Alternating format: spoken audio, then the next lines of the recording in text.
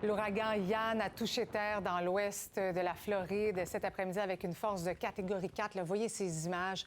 On sait tout juste, après avoir dévasté une partie de Cuba, les dégâts sont majeurs. Sabrina, là, il y a des vents qui soufflent jusqu'à 240 km/h. Oui, tout à fait. On l'a vu sur les images. On voit des arbres qui sont complètement soufflés. Il y a évidemment des toits qui ont été arrachés, des arbres qui ont été déracinés. Bref, les dégâts sont quand même assez importants. On parle également d'inondations. Mais avant, j'ai juste envie qu'on regarde quand même la trajectoire de Ian. Alors, vous allez le voir ici. Donc, on voit quand même l'ouragan Ian qui a traversé une partie de la Floride avant de se rendre, bon, évidemment, un petit peu plus tard là, sur la côte est américaine. Mais voilà, c'était tout le long, en fait, de la côte de Cayo Costa, donc que Ian a touché terre. Et dont son trajet qui va continuer au cours des prochaines heures. Il y a le niveau de l'eau à Fort Myers qui ne cesse d'augmenter, la montée de 6 pieds dans les 7 dernières heures.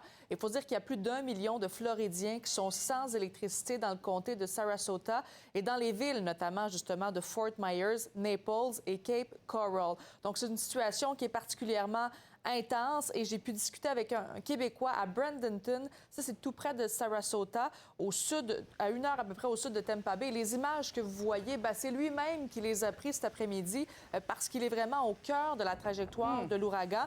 Et d'ailleurs, il s'est préparé. On peut aller l'écouter. Depuis midi, les véhicules d'urgence ne se déplacent plus et les vents à ce moment-là n'étaient que de 80 km/h. On a reçu une alerte sur nos téléphones disant que les véhicules d'urgence n'étaient plus en fonction, ne seraient plus sur la route. Du coup, qu'on s'est encabané, on se croise les doigts, on écoute les nouvelles, on suit ça.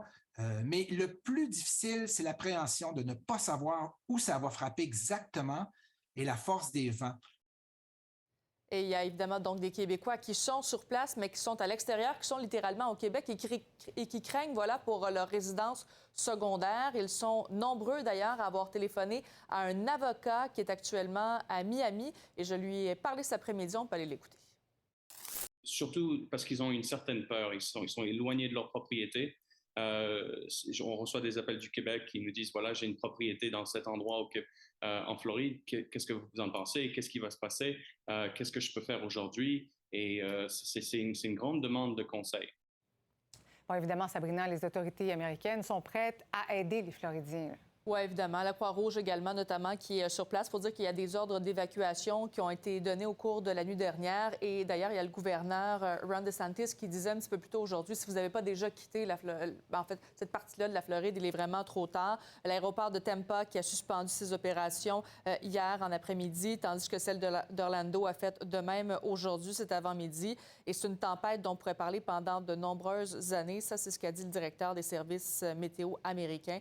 Alors, le pire, quand même, est à venir là, au courant de la soirée.